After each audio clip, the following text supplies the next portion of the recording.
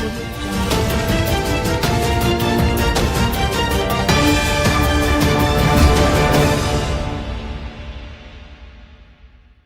Media తెలుగుకి స్వాగతం. అధికారంలో ఉన్నప్పుడు పరదాలు కట్టుకుని ప్రజలకు కలవకుండా దాక్కున్న పులివెందుల ఎమ్మెల్యే జగన్ ఇప్పుడు అంబటి పరామర్శ పేరుతో రాష్ట్ర వ్యాప్తంగా వైసీపీ శ్రేణులను గుంటూరు తరలించి ట్రాఫిక్కు తీవ్ర అంతరాయం కలిగించి జాతర చేయటం ఏమిటని గుంటూరు తూర్పు MLA assembly minorities committee chairman Naseer ప్రశ్నించారు. స్థానిక తూర్పు శాసనసభ్యులు వారి కార్యాలయంలో గురువారం కూటమి నేతలతో కలిసి ఎమ్మెల్యే నసీర్ విలేకరుల సమావేశం నిర్వహించారు.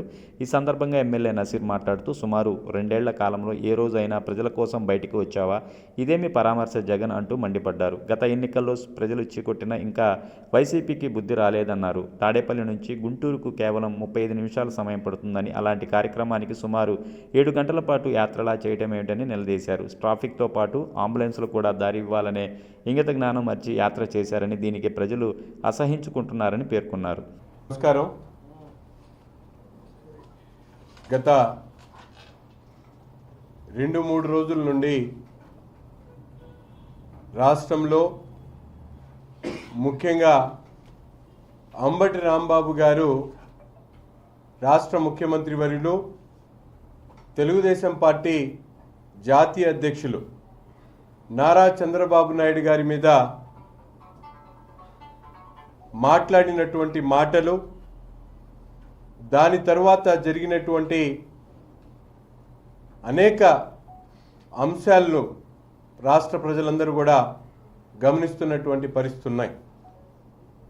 ముఖ్యంగా నిన్న వైఎస్ఆర్ కాంగ్రెస్ పార్టీ అధ్యక్షుడు, పులివెందుల శాసనసభ్యుడు జరిగినటువంటి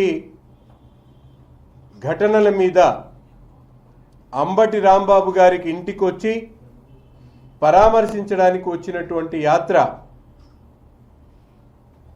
జగన్ గారి జాతరలాగా మార్చుకున్నటువంటి పరిస్థితులు మనందరం కూడా చూస్తూ ఉన్నాం.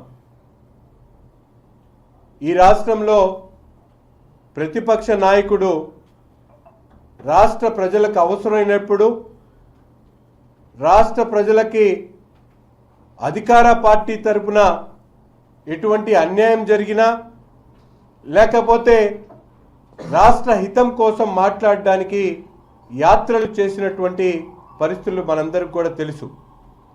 కానీ ఈరోజు జగన్మోహన్ రెడ్డి గారు తను ముఖ్యమంత్రిగా ఉన్నప్పుడైతే ప్రజల్ని కలవడానికి అవకాశం లేకుండా పరదాలు కట్టుకొని ఎక్కడ ప్రజలు ప్రశ్నిస్తారో అని చెప్పి భయపడి పరదల చాటున యాత్రలు చేసినటువంటి పరిస్థితులు ఉంటే, ఈరోజు ప్రతిపక్ష హోదా కోల్పోయి ప్రజలు చీకొట్టినా కూడా ఈరోజు ప్రజల్లో యాత్రల పేరుతో ముఖ్యంగా మేము అడుగుతా ఉన్నాం జగన్మోహన్ రెడ్డి గారిని, మీరు ఈ 2 సంవత్సరాల కాలంలో ప్రజాహితం కోసం ఏదైనా యాత్ర చేశారా అని చెప్పి సూటిగా ప్రశ్నిస్తూ ఉన్నాం. మీ పార్టీకి సంబంధించినటువంటి నాయకుల్లో, లేకపోతే వారికి ఎటువంటి ఇబ్బంది వచ్చినా పరామర్శ చేసేయడానికి ఒక జాతరలాగా రాష్ట్రంలో నలుమూలన ఉన్నటువంటి వైఎస్ఆర్సీపీ శ్రేణులందరినీ కూడా పిలుచుకొని గుంటూరుకు నిన్న వచ్చినటువంటి పరిస్థితులు చూస్తూ ఉంటే నిజంగా చాలా హాస్యాస్పదంగా ఉంది. ఇది ఒక రాజకీయ జాతరలాగా అంబటి రాంబాబు గారిని ఓదార్చడానికి రావడం, దానికి కూడా ఒక రాజకీయ వేదిక చేసుకొని రాష్ట్రం నలుమూల ఉన్నటువంటి వైఎస్ఆర్సీపీ శ్రేణుల్ని పిలిపించుకొని 35 నిమిషాలు పెట్టేటువంటి యాత్రని 7 గంటల పాటు నలుమూల ట్రాఫిక్ని ఇబ్బంది పెట్టేటువంటి కార్యక్రమం, అంబులెన్సులు సైతం ముందుకు సాగనివ్వకపోవడం చూస్తూ ఉంటే నిజంగా జగన్మోహన్ రెడ్డి గారు ఈరోజు ఒక రాజకీయ చరిత్రలో ఒక చీకటి మచ్చగా మనందరం కూడా భావించాల్సినటువంటి అవసరం ఉంది. ముఖ్యంగా జగన్మోహన్ రెడ్డి గారు, మీరు ఏనాడైనా ఈరోజు అసెంబ్లీ సాక్షిగా మీరు ఏ రోజైనా మీ శాసనసభ్యులు కానీ మీరు కానీ ప్రజలకు ఎక్కడైనా ఇబ్బంది కలిగినప్పుడు వారి తరపున మాట్లాడడానికి ఎందుకు ముందుకు రావట్లేదని నేను సూటిగా ప్రశ్నిస్తూ ఉన్నా. ఈరోజు జంగిల్ రాజ్ అంటా ఉన్నారు. నేను అడుగుతా ఉన్నా జగన్మోహన్ రెడ్డి గారు, నిజంగా మీరు ముఖ్యమంత్రిగా ఉన్నప్పుడు రాష్ట్ర చరిత్రలో ఎప్పుడూ లేనటువంటి విధంగా ప్రతిపక్ష పార్టీకి సంబంధించినటువంటి కార్యాలయం మీద 200 మంది గంజాయి తాగి దాడి చేసినప్పుడు మీకు ఎక్కడ పోయింది ఈ ఆలోచన అని చెప్పి నేను అడుగుతా ఉన్నా.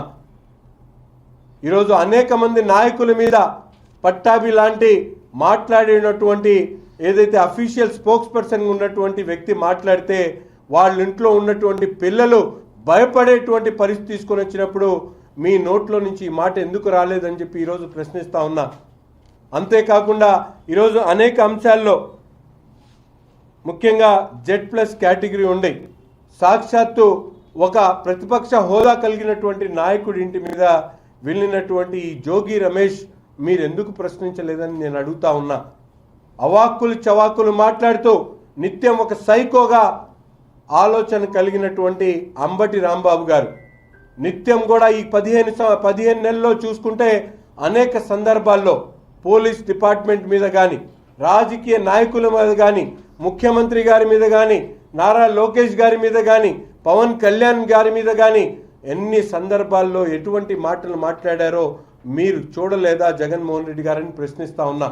ఇవన్నీ మాట్లాడినప్పుడు మీరెక్కడ కూడా దాని మీద ఎప్పుడు కూడా మీ శ్రేణుల్ని ఆపినటువంటి ప్రయత్నం చేయలేదు. ఈరోజు మీరు బయటకు వచ్చి చేసినటువంటి తప్పుని కప్పిపుచ్చుకోవడానికి ఒక కాన్స్పిరసీగా ఒక కుట్రగా ఈరోజు మీరు కల్తీ తిరుపతి లడ్డు మీద జరిగినటువంటి వ్యవహారాన్ని ప్రజలకి మభ్యపెట్టడానికి ఈ విధమైనటువంటి నాటకాలు ఆడుతున్నటువంటి పరిస్థితులు ప్రజలు గమనిస్తూ ఉన్నారు. ముఖ్యంగా అటు పక్కన జోగి రమేష్ గారు మాట్లాడతారు, ఇక్కడ అంబటి రాంబాబు గారు మాట్లాడతారు. రెచ్చగొట్టేటువంటి వ్యాఖ్యలు మాట్లాడి ప్రజలను మభ్యపెట్టేటువంటి కార్యక్రమం చేయడం ఎంతవరకు సమంజసం అని నేను అడుగుతా ఉన్నా. జగన్మోహన్ రెడ్డి గారు ఎన్ని అన్యాయాలు చేశారో రాష్ట్ర ప్రజలందరికీ కూడా తెలుసు. ఒక పక్కన తూర్పు గోదావరి జిల్లా అనపర్తిలో చంద్రబాబు నాయుడు గారి పర్యటనలో జీవో నంబర్ 1ని అడ్డం పెట్టుకొని ఏ విధంగా ఆయన యాత్రను అడ్డపడ్డారో ఈరోజు మీరు రాష్ట్ర ప్రజలకు కూడా చెప్పాల్సినటువంటి అవసరం ఉంది. యువగళం పాదయాత్రలో రాష్ట్రం మొత్తం కూడా పర్యటిస్తామని చెప్పి అఫీషియల్గా పర్మిషన్ తీసుకుంటే కనీసం స్టూల్ ఎక్కి మాట్లాడేటువంటి అవకాశం ఇవ్వకుండా చేసినటువంటి రాజ్యం మీది కాదా జంగిల్ రాజ్యం అని చెప్పి ఈరోజు ప్రశ్నిస్తా ఉన్నా. సామాన్యుడు ఎవరైనా గొంతెత్తి మాట్లాడితే ఏదైతే ఒక ఎస్సీగా ఉన్నటువంటి ఒక దళితులకి ఈరోజు మాస్కులు లేవని చెప్పి ప్రశ్నించినందుకు అతనికి చితకవాది పిచ్చివాడిలాగా చిత్రీకరించి చంపేసినటువంటి రాజ్యం మీ రాజ్యం జంగిల్ రాజ్యమా? ఈరోజు చంద్రబాబు నాయుడు గారి జంగిల్ రాజ్యమా? మీరు ప్రజలకు చెప్పాల్సినటువంటి అవసరం ఉంది. అంతేకాకుండా అనేక సందర్భాల్లో ఈరోజు రప్పా అని కొత్త భాష్యాన్ని రాష్ట్రానికి నేర్పించినటువంటి సంస్కృతి జగన్మోహన్ రెడ్డి గారిది, వారి శ్రేణులది, సైకో సైన్యాన్ని. ఎందుకంటే ఎవరైనా రాజకీయాల్లో ఉన్నోళ్ళు ప్రజలకు మంచి చేయాలనేటువంటి ఆలోచనతో, ప్రజల్లో సత్సంబంధాలు పెంచాలనేటువంటి ఆలోచనతో ఒక ముఖ్యమంత్రి స్థాయిలో ఉన్నటువంటి వ్యక్తి మాట్లాడాల్సినటువంటి అవసరం ఉంది. కానీ రప్ప అంటూ శ్రేణుల్ని వాళ్ళందరినీ కూడా తప్పుదో పట్టించి ఈరోజు రాష్ట్రంలో కొత్త కల్చర్ని తీసుకొని వచ్చినటువంటి నాయకుడు ఎవరైనా ఉన్నారంటే అది కేవలం జగన్మోహన్ రెడ్డి గారే. అంబటి రాంబాబు గారు కూడా చెప్తా ఉన్నా, ఇప్పటికైనా సిగ్గు తెచ్చుకోవాల్సినటువంటి అవసరం ఉంది. ఎందుకంటే గత నెల కాలంలోనే అంబటి రాంబాబు గారు అనేక ప్రెస్ మీట్లో రెచ్చగొట్టేటువంటి వ్యాఖ్యలు చేయడం, పదే నారా లోకేష్ గారి గురించి మాట్లాడడం, పదే చంద్రబాబు నాయుడు గురించి మాట్లాడడమే కాకుండా కుటుంబ సభ్యులను దూషించేటువంటి కార్యక్రమం చేయడం అనేది చాలా అన్యాయం. ఈరోజు రాష్ట్రంలో ఏ ఒక్కరు కూడా అటువంటి మాటల్ని సహించేటువంటి ప్రసక్తే లేదు. మీరు గతంలో కూడా అనేక తప్పులు చేశారు. అసెంబ్లీ సాక్షిగా మా నాయకుడిని ఇబ్బంది పడేటువంటి విధంగా, బాధ పెట్టేటువంటి విధంగా మాట్లాడినటువంటి సందర్భాలు రాష్ట్ర ప్రజలు ఒక్కసారి గుర్తు తెచ్చుకోవాల్సినటువంటి అవసరం ఉంది. ఈరోజు అంబటి రాంబాబు గారు చెప్తా ఉన్నాడు, మా ఇంట్లో ఎవరు లేనప్పుడు మా మీదకి వచ్చి దాడి చేశారని.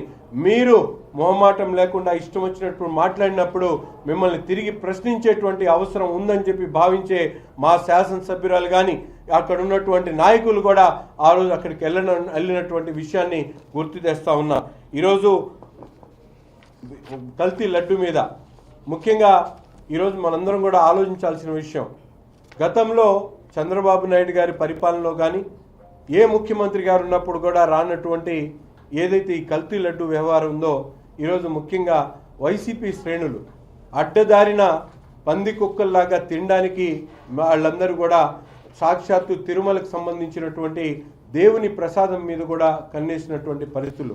ఈరోజు మేము అడుగుతా ఉన్నాం, మీ ఇంట్లో తినేటువంటి ఏదైతే లడ్డు ఉందో నెయ్యితో చేశారంటే నెయ్యితో చేస్తారా లేకపోతే కల్తీ నెయ్యితో తింటారో ఒకసారి ఆలోచించుకొని. దేవుని ప్రసాదం అనేది ఎంత పవిత్రమైనటువంటి ప్రసాదాన్ని ఈరోజు 235 కోట్లు దోచుకున్నటువంటి సుబ్బారెడ్డి గారు కానీ జగన్మోహన్ రెడ్డి గారి సైకో సైన్యం కానీ ప్రజలకు సమాధానం చెప్పాల్సినటువంటి అవసరం ఉంది. సాక్షాత్తు సిటిఆర్పి నుంచి రిపోర్ట్ వచ్చింది, ఈరోజు కల్తీ జరుగుతూ ఉందని చెప్పి ఆనాడు రిపోర్ట్ ఇస్తే అప్పుడున్నటువంటి ఎవరైతే టీటీడీకి సంబంధించినటువంటి చైర్మన్గా ఉన్నటువంటి సుబ్బారెడ్డి గారు ఎందుకు దీని మీద యాక్షన్ తీసుకోలేదో ఈరోజు ప్రజలకు చెప్పాల్సినటువంటి అవసరం ఉంది.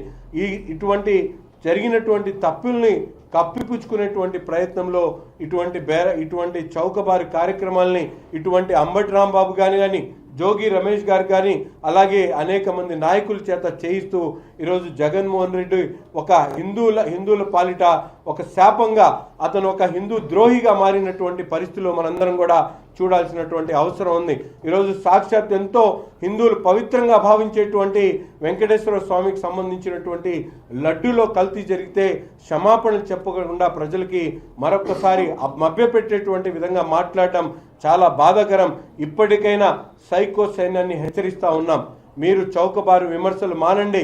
ప్రజాహితం కోసం నిజంగా ప్రజలకు సంబంధించినటువంటి రాజకీయ పార్టీగానో ప్రజలకు సంబంధించినటువంటి నాయకులుగానో మీరు ప్రశ్నించేటువంటి అర్హత అవకాశం మీకుంది.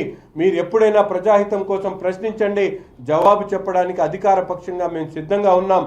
అంతేగాని ఇష్టం వచ్చినట్టు కుటుంబ సభ్యులకో లేకపోతే నాయకుడి మీద మాట్లాడితే మాత్రం చూస్తూ సహించేది లేదని చెప్పి ఈ సందర్భంగా హెచ్చరిస్తూ ఇప్పటికైనా రాష్ట్ర ప్రజలందరూ కూడా జగన్మోహన్ రెడ్డి గారు మాట్లాడేటువంటి ప్రతి ఒక్క మాట కూడా అబద్ధం. ఎందుకంటే అతను చేసినటువంటి ప్రతి ఒక్క కార్యక్రమం కూడా రాష్ట్రంలో ఉన్నటువంటి ప్రజలు గమనిస్తూ ఉన్నారు. కాబట్టి అతన్ని 151 సీట్ల నుంచి 11 సీట్లకు దించడం జరిగింది. ఈరోజు రాష్ట్రంలో జరుగుతున్నటువంటి అభివృద్ధిని చూసి ఓర్చుకోలేక ఇటువంటి చౌకబారు కార్యక్రమాల ద్వారా ప్రజలను మభ్యపెట్టేటువంటి కార్యక్రమం, కార్యకర్తలను రెచ్చగొట్టేటువంటి కార్యక్రమం చేస్తూ ఉన్నారు. ఇప్పటికైనా జగన్మోహన్ రెడ్డి గారు కళ్ళు తెరిచి రాష్ట్రంలో జరుగుతున్నటువంటి అభివృద్ధిని చూసి ప్రజాహితం కోసం మాట్లాడేది తప్ప రెచ్చగొట్టేటువంటి వ్యాఖ్యలు మానుకోవాలని చెప్పి ఈ సందర్భంగా హెచ్చరిస్తా ఉన్నాం.